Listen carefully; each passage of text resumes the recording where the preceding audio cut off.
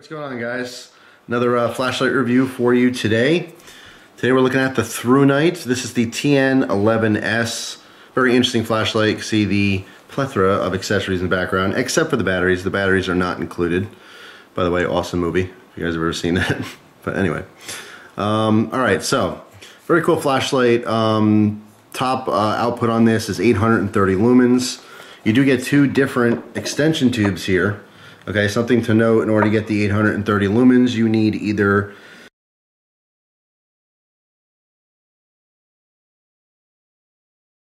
or you have to use both extension tubes and use two 18650s, and that will give you your full 830 lumens. And throughout the review, I'm going to take the flashlight apart and show you a little bit, and I'll put the extension tubes on to show you what it looks like, form factor, and I'm also going to grab a tape measure to give you the full length as well when it's all, you know, put on, because it is a little bit longer. So anyway, as far as, you know, durability, all that kind of stuff, it's all the same. It's very high quality flashlight. All the Thrunite stuff has been very impressive.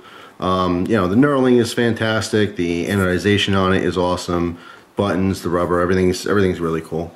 There's not a whole lot of flashlights out there in this price range anyway. You know, anywhere from, I don't know, $30 on up, that has really shoddy work. It's all been fantastic, but specifically Thrunite has been really good. So looking at the business end here, you give you a good shot here. Very smooth reflector to give you all the throw that you can possibly have. All right, again, 830 lumens max output on here. The LED is a Cree XM-LU2. This is offered in two different LED types. This one happens to be the neutral white. It also comes in a cool white.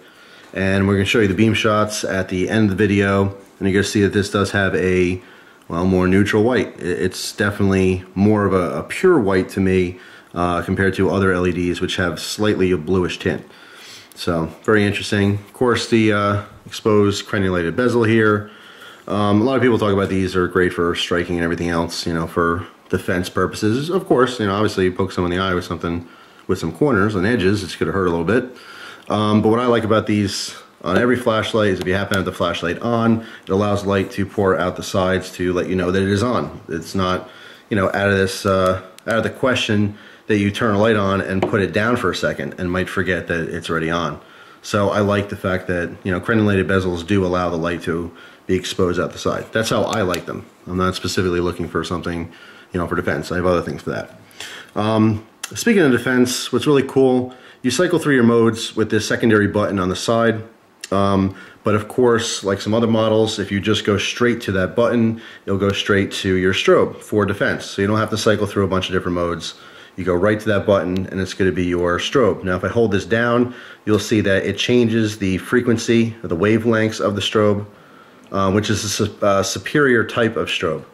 Not to say that, you know, regular strobe doesn't work, but your eyes can actually adjust to that. So changing the wavelengths, having it, you know, really fast and then, you know, a little bit slower than really fast, it's going to be harder for your eyes to adjust. So it's even a more effective strobe type. Does have the cigar ring, as people call them, you know, depending on how you're going to be holding your flashlight. It's good for the tactical reasons, but it is removable. You take this tail cap off here. So right now I have one 18650 in here, much preferred. We're going to talk about these in another video. Actually, I have the Thrunite charging system, which I'm going to do a separate video on a review. Actually, maybe I'll do that next, or at least pretty soon. See, running the actual Thrunite brand batteries, 2600 milliamps on these. These are fantastic 18650s. I do prefer the 18650s over the CR123s just for stability. It's cheaper, obviously, to recharge these all the time than it is to keep buying CR123s. And yes, I know there's rechargeables as well, but just my preferred method. So let me show you, let me take the battery out just for a second to show you what this looks like. Form factor. Actually, you know what, right now I'm going to go grab the tape measure. The light as you get it, just want to give you some different size comparisons here so you get an idea how big this is, or how long it is rather. Looking at a little over 6 inches here. Obviously I'm at the back here, not at where the button is. So I don't know, 6 1/4 inches or so. All right. So let's take that off, put one extension tube on. Okay, so this would be the configuration for 3 CR123s.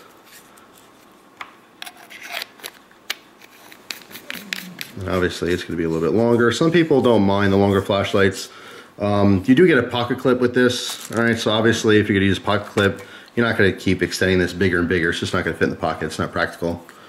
But if you're carrying this in a different fashion, it's not going to be an issue. All right, so the one extension tube brings this to 7.5 inches overall, and it gets longer.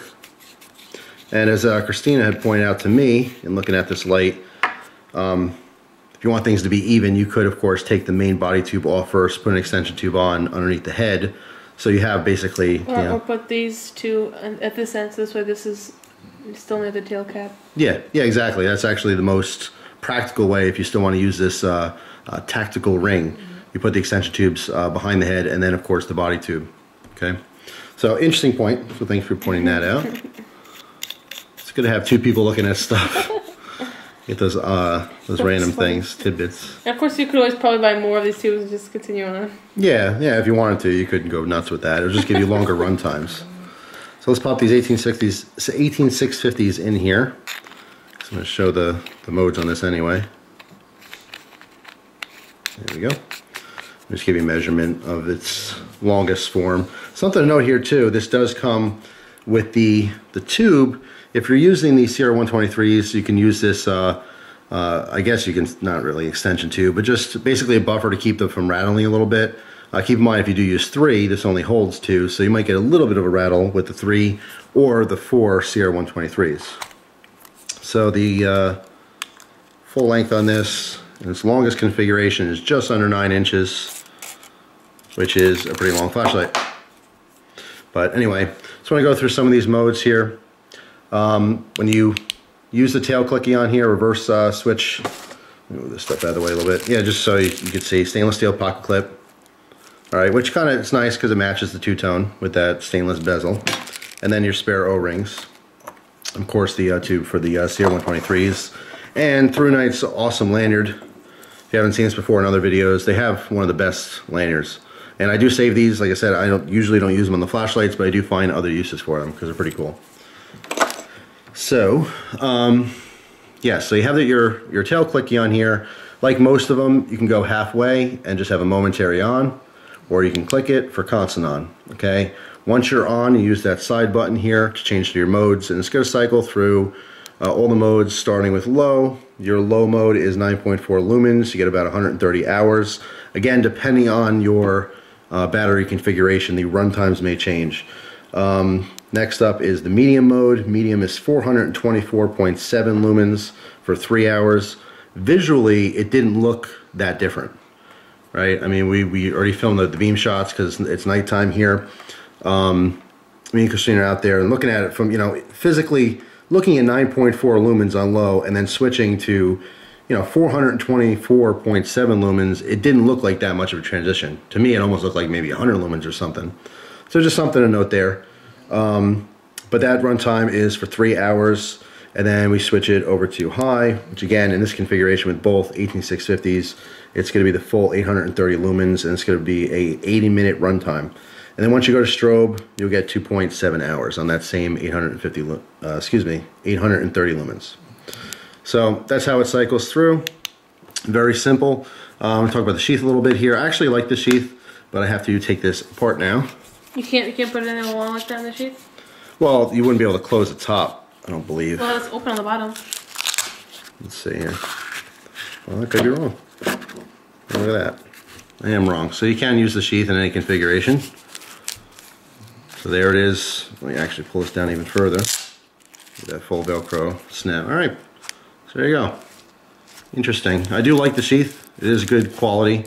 I personally might not carry it this long, but I actually do like that you can carry it in any configuration, any setup. So very good point. Thanks for pointing that out. I appreciate it. Let's see what it looks like. I'm going to take this back off because I like Christina's idea with putting, your Gus snoring in the background, with putting this cigar ring in the back. So let's pop out the battery there. Yeah. Thank you. So this is what we were talking about before. You can put these extension tubes right behind the head. Snug that up. Pop one of the batteries in there. And then... Wait, can I put the other battery in here? Yeah.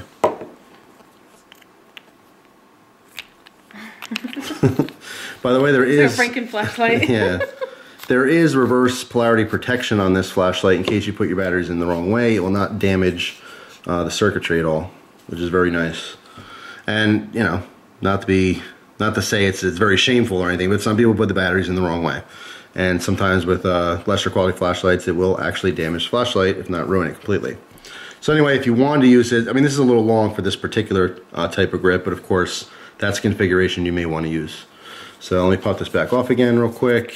Just want to show it how you get it without the extension tubes. We use one CR 120 or 18650. So there's the head. Pop these off real quick. Very good quality on all the threading here. No machining problems or anything like that. Sometimes on flashlights you'll see the little burrs and stuff sticking out, or even little bits of wire stainless steel. But nice cleaning up on all these threading. Okay, nice thick O-rings as well.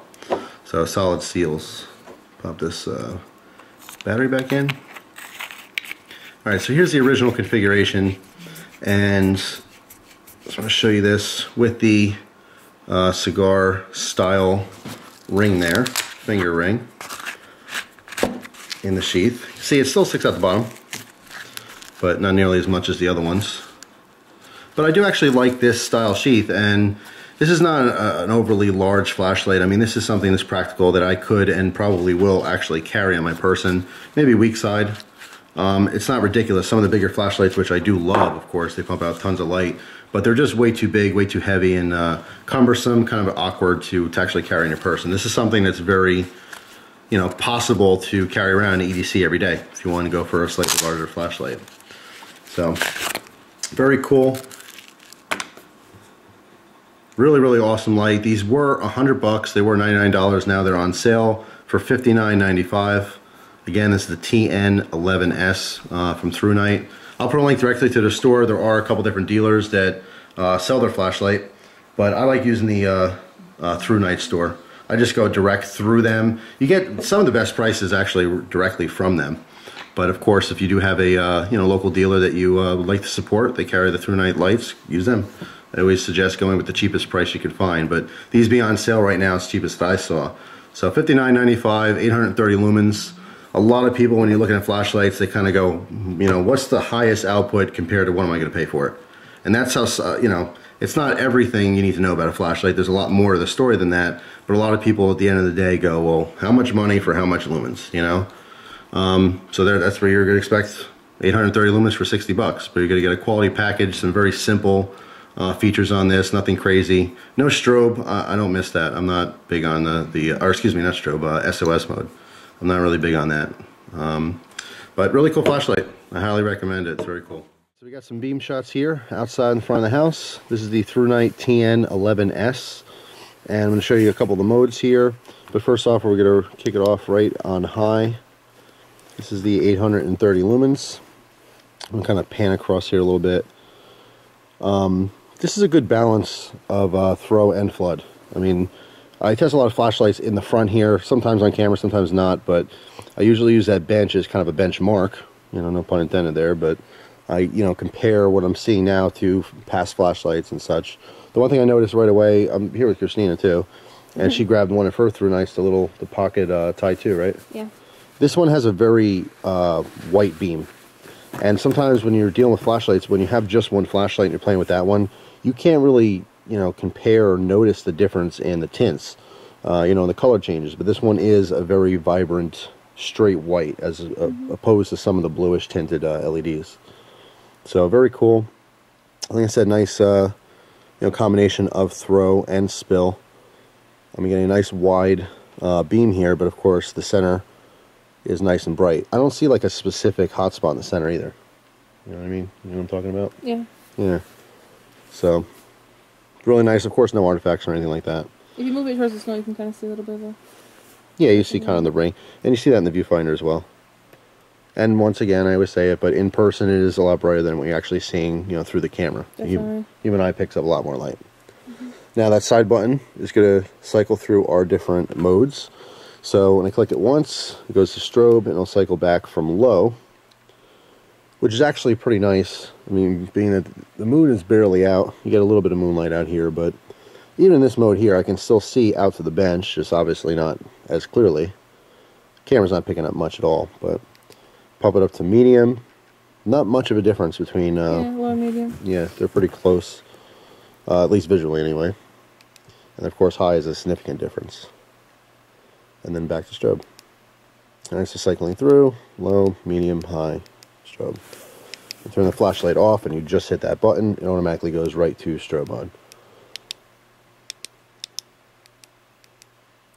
So, really awesome light. This one I'm running right now on the 18650.